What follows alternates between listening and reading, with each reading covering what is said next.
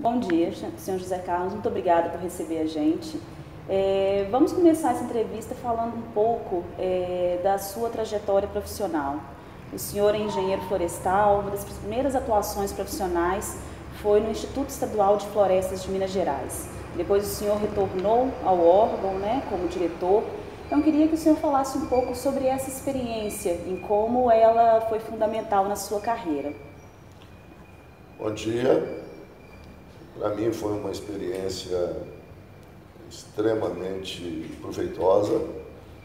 Eu me formei na Universidade Federal Rural do Rio de Janeiro, em 1974, e já naquela época a minha vocação profissional era de trabalhar na área de conservação da natureza. Era num período em que tinha muitas ofertas de emprego. Eu saí da universidade com a chance de escolher 4 empregos e escolhi o Instituto Estadual de Florestas, que me pagava o menor salário, exatamente porque ele representava o conjunto das atividades profissionais que eu gostaria de desenvolver, particularmente relacionada à conservação da natureza, à extensão rural, à extensão florestal, o estímulo à produção de mudas de espécies nativas e para reflorestamento.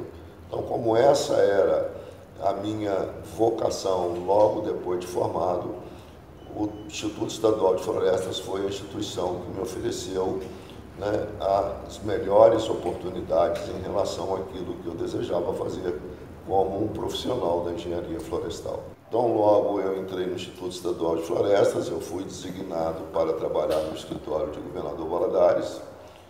Na meados da década de 70, eu cheguei para coordenar o escritório do Instituto Estadual de Florestas em Valadares em 1975, em julho, e fiz a minha carreira profissional toda no IF. Tive uma carreira muito rápida. Eu entrei com 22 anos, com 24 anos eu fui convidado para ser coordenador estadual, com 26 fui diretor e com 29 presidente. Então essa foi uma trajetória muito rica. E depois eu saí por 2 períodos, mas para continuar no setor público, quando fui para Brasília, ser secretário-geral do Instituto Brasileiro de Desenvolvimento Florestal à época, e naquela ocasião participei do grupo de trabalho que criou o IBAMA, atuei naquele período, retornei a Belo Horizonte para ser novamente diretor-geral do Instituto Estadual de Florestas por um período de 5 anos. Em seguida, fui convidado para criar a Secretaria de Estado de Meio Ambiente e Desenvolvimento Sustentável, da qual fui o primeiro secretário. Findo esse período, retornei novamente a Brasília para ser secretário executivo e ministro de Estado do Meio Ambiente. Falando sobre a sua atuação na Secretaria de Estado de Meio Ambiente, o senhor também teve uma atuação fundamental. Qual é a sua avaliação sobre o cenário daquele período e passados esses anos todos? Os desafios continuam os mesmos, o senhor acredita? Evoluiu alguma coisa? O que evoluiu, na verdade, do ponto de vista naturalmente ambiental? Olha, quando nós criamos a Secretaria de Meio Ambiente, havia um contexto de grandes transformações no Brasil, e Minas era o único grande estado da Federação Brasileira que, naquela época, ainda não tinha uma secretaria específica de meio ambiente. Eu fui convidado para coordenar os esforços de criação da Secretaria de Meio Ambiente, que nós decidimos denominar de Secretaria de Meio Ambiente e Desenvolvimento Sustentável, já naquela época apontando para a necessidade de que a gestão ambiental ela não ficasse restrita aos mecanismos de comando e controle do Estado, mas que elas pudessem também trabalhar com a lógica do desenvolvimento sustentável, de criar alternativas políticas para o uso sustentável dos recursos naturais. Então foi um período rico nesse particular. Eu acho que nós evoluímos muito, o Brasil evoluiu muito na área ambiental com a Constituição de 1988, estará fazendo 30 anos, e da qual eu tive a oportunidade de participar como colaborador à época, e, infelizmente, de uns 5 anos para cá, a gente tem verificado um esforço de retrocesso. Isso me traz também um pouco para a pergunta, dentro de uma esfera federal, de quais são os desafios de uma atuação como ministro, do ponto de vista das pressões, dos embates que precisam ser travados, justamente para defender determinados aspectos que são contrários, às vezes, a bancadas, enfim. Na verdade, o papel é mais ou menos o mesmo, mas a alçada e as esferas de decisão são diferentes.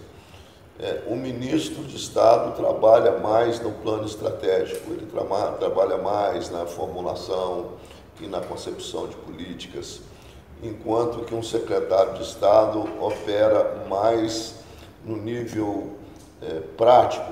Então, você tem uma atuação federal um pouco mais estratégica e uma atuação no Estado muito mais de natureza operacional, porque, sobretudo, num contexto em que os estados que fazem o licenciamento ambiental das principais atividades efetivas e potencialmente poluidoras.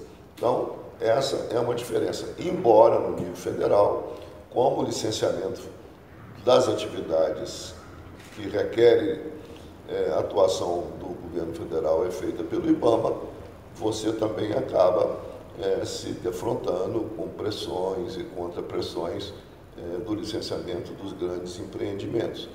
Mas aí eu acho que isso está muito mais ligado à necessidade de uma atualização do processo de licenciamento.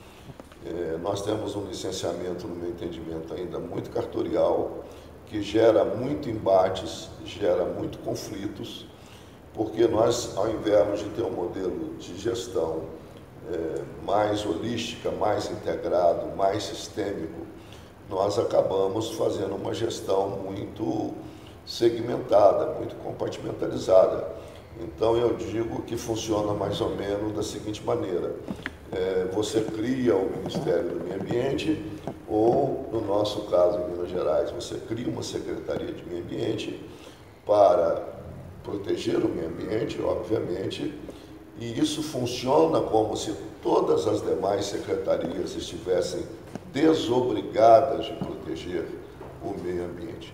Então, essa é, para mim, uma questão central, não apenas de Minas, da política nacional de meio ambiente, que nós vamos ter que enfrentar, porque como nós não temos avaliação de impacto ambiental ex ante, nós não temos avaliação de impacto ambiental no momento de decidir os grandes empreendimentos, essa questão só vai aparecer no balcão de licenciamento, nós acabamos tendo um modelo de licenciamento que é uma usina de crise. Houve uma alteração recente, na lei de licenciamento, inclusive com o objetivo de agilizar alguns processos. Na opinião do senhor, então, ela não trouxe nenhum ganho nesse sentido? Ela agrava ainda? Ela mantém esses mesmos problemas?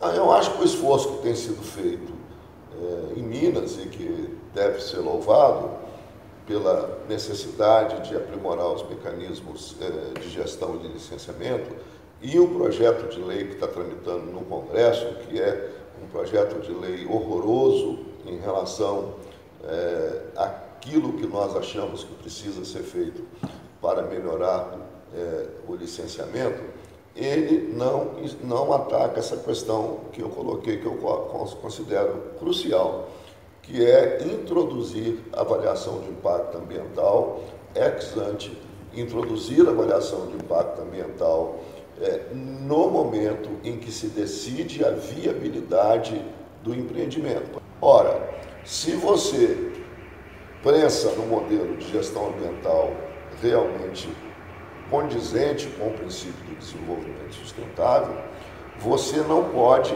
externalizar os custos ambientais. É fundamental que os custos ambientais estejam inseridos dentro do custo global do projeto. Como conciliar o meio ambiente, a agricultura, por exemplo? Não são excludentes. Nós tratamos como excludentes questões que não são excludentes. E essa é uma delas. Por quê? Quando quando você discute a questão da agricultura e do meio ambiente, você discute a pressão antrópica, o desmatamento, a degradação do solo, a degradação das nascentes, etc, etc. Então, esse é o lado ecológico dos impactos produzidos pela agricultura. Então, quando a gente fala de conservação dos recursos naturais, quando a gente fala de destruição de água e de floresta e de solo, a gente faz um debate estritamente ecológico, né? E esquecemos de fazer o debate econômico.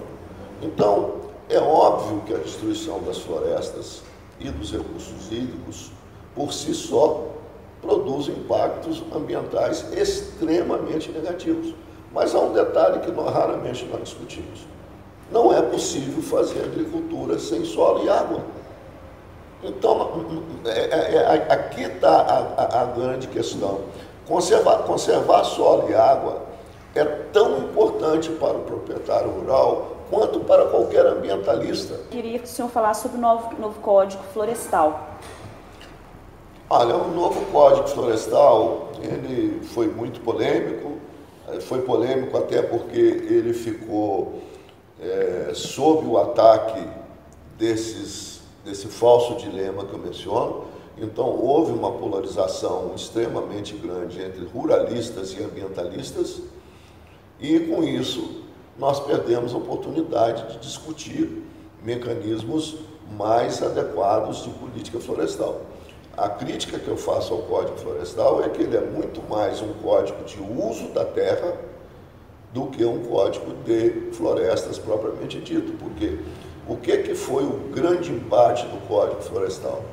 APP e reserva legal. Então, tratou-se muito mais de estabelecer regras mais adequadas de uso da terra em relação àquilo que deve ser conservado desde o Código de 1935 e de política florestal. Falou pouco. Mas eu acho que o Código trouxe um grande avanço, que foi a instituição do cadastro ambiental rural, em que as propriedades têm que ser cadastradas, e mais importante do que o cadastro ambiental rural, o programa de regularização ambiental das propriedades rurais. Mas há um ponto que eu critico no Código, o ponto mais crítico que eu tenho para mim, porque a grande crítica que se fazia é que nós tínhamos uma legislação florestal extremamente baseada nos mecanismos de comando e controle do Estado. Era uma lei muito baseada na fiscalização do desmatamento, na fiscalização do uso predatório. Né? E você, numa lógica, numa perspectiva de desenvolvimento sustentável, que eu achava que nós podíamos avançar com o novo código e não avançamos, você precisa de ter um trem caminhando em dois trilhos. Você tem o trilho do comando e controle, o trilho da fiscalização, quer dizer, você tem que ter uma lei para punir o uso predatório, mas você tem que ter mecanismos para promover o uso sustentável. E isso, no meu entendimento, nós perdemos também com o novo Código Florestal. Por quê? Porque a nova lei florestal, quando trata da punição, quando ela trata de fiscalizar, de punir o uso predatório das florestas, o desmatamento, ela é mandatória. E quando ela trata dos mecanismos de incentivos econômicos para promover o uso sustentável das florestas, a conservação, ela é meramente declaratória. Então, ela tem mecanismos concretos para punir o uso predatório e não criou mecanismos concretos para promover o uso sustentável. Ora, numa política mais adequada, mais moderna, como se procura praticar no mundo onde as florestas têm importância econômica e social grande, mais do que você punir o uso predatório, você promove o uso sustentável. O ideal seria o quê? Promover o uso sustentável. Diante da incapacidade ou da resistência dos produtores rurais, dos proprietários, em fazer o uso de maneira adequada, você então acionaria os mecanismos de controle e de fiscalização.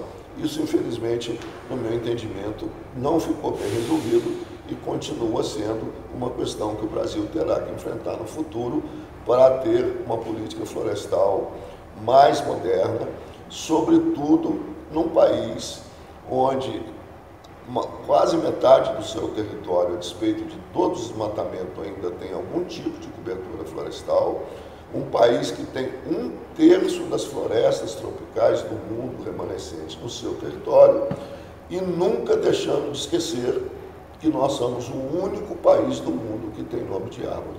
O que nós temos que fazer no Brasil, e isso vem avançando um pouco, é que você pode criar unidades de conservação e proteção integral, que não seja necessariamente parques, aonde você tem um nível de restrição mais amplo. Você pode criar, como Minas, inclusive, foi um dos estados que melhor soube usar isso, monumentos naturais, que também são de proteção integral, mas que permite uma certa flexibilidade.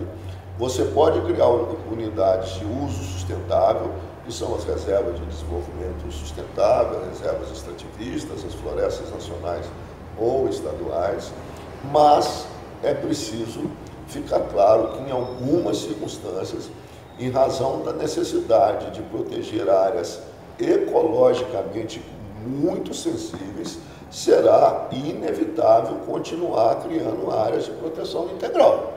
A gente sabe que há na sociedade hoje uma resistência, essa resistência ela não é só dos grandes proprietários, ela é também dos pequenos, ela é da comunidade, das populações tradicionais. Então eu sou favorável que faça um grande diálogo para compatibilizar essas demandas, mas naqueles casos em que a proteção integral é necessária em razão do estado de vulnerabilidade do ecossistema ou da importância extrema do ecossistema, inclusive alguns com as espécies já listadas como ameaçadas de extinção, nesses casos nós vamos ter que continuar trabalhando com a ideia de unidade de proteção integral. Em relação à mineração, né, uma das principais atividades econômicas de Minas Gerais, a gente teve, infelizmente, a tragédia de Mariana, que foi um marco, né, negativo, obviamente, na nossa história. Como evitar que tragédias como essa aconteçam novamente? Em Minas Gerais, já em 2000, em torno de 2003, 2004, em razão de um acidente que houve em Cataguases, já houve alguns avanços, houve a iniciativa de criar o cadastro de barragens, de fazer auditorias independentes anuais, etc. Mas isso se demonstrou insuficiente. Insuficiente por quê? Porque as mineradoras ainda adotam tecnologias, no caso de minérios com baixo teor de ferro, que exige a lavagem. Isso significa a necessidade de grandes barragens de rejeito. Na medida que esses projetos foram aumentando de escala, porque no passado eram menores em tamanho, essas barragens foram se tornando gigantescas, né, ao ponto de acontecer o que aconteceu em Mariana. Eu defendo que é preciso, em relação à mineração, estabelecer barragens não apenas mais seguras do ponto de vista técnico, porque você tem técnicas de engenharia que podem fazer barragens com certo grau, maior grau de segurança, mas o ideal era caminhar para tecnologias de processamento a seco, como você já faz em outras regiões, que não precisam de lavagem, que não precisam de barragem de rejeito. Você também pode trabalhar no sentido de localizar as barragens em locais mais apropriados. Isso aí eu acho que foi o grande ensinamento de Mariana, a lição que nós precisamos de aprender, porque quando se fala que o empreendimento mineral, ele é um empreendimento que se caracteriza por rigidez locacional, quer dizer, a jazida está aqui, eu não tenho como tirar a jazida daqui para fazer a mineração em outro lugar. Isso vale realmente para a exploração da jazida, mas isso não vale necessariamente para a barragem. Então esse é um ponto, eu acho que é uma crítica que a gente tem que fazer. Por exemplo, se você pode fazer 400 quilômetros de um mineroduto para levar o seu minério para embarcar, por que você não pode fazer 3, 4, 5 quilômetros de mineroduto para localizar a sua barragem num ambiente mais seguro para a população, no caso em que se continue a necessidade de fazer barragens? O serviço público tem sofrido muitas pressões hoje, muitos ataques, né? E fala-se muito na terceirização. Como é que o senhor vê essa questão? Olha, eu pessoalmente acho, isso foi um dos aspectos na nossa época da carreira, o que justificou a criação da nossa carreira foi o fato de que nós trabalhamos em atividades típicas do Estado. Então, todas as profissões típicas do Estado, principalmente aquelas que exercem o poder de polícia administrativa, elas, no meu entendimento, têm que ser carreiras públicas. Você não pode terceirizar o licenciamento ambiental, você não pode terceirizar a fiscalização. O que não significa que você não possa terceirizar, que você não possa ter um processo de perícia técnica feita por profissionais nas fases de produção de parecer técnico ou de avaliação de determinadas questões de natureza técnica que precisam ser levadas à decisão da autoridade pública.